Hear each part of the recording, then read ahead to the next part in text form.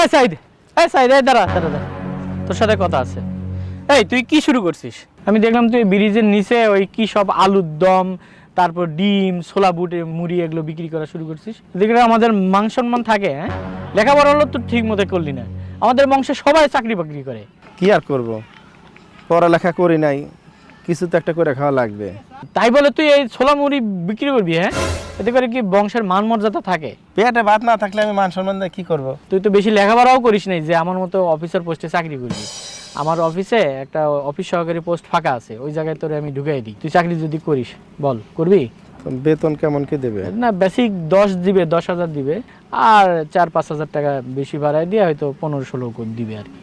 ভাই এর চেয়ে মাশাআল্লাহ আমার ইনকাম ভালো। এই সোলামুড়ি বিক্রি করে আবার কত টাকা? আমার আল্লাহর রহমতে ডেলি 4-5 হাজার টাকা তো বেশি, তাতে খরচপাতি বাদে 2-2,500 টাকা থাকে। এই সোলামুড়ি বিক্রি করে 60-70 হাজার টাকা মাসে ইনকাম করিস? তা আল্লাহর রহমতে থাকে।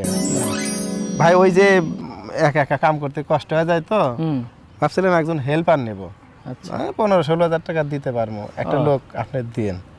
আমি তা ভাই আপনার কেমন কি বেতন? না থাক,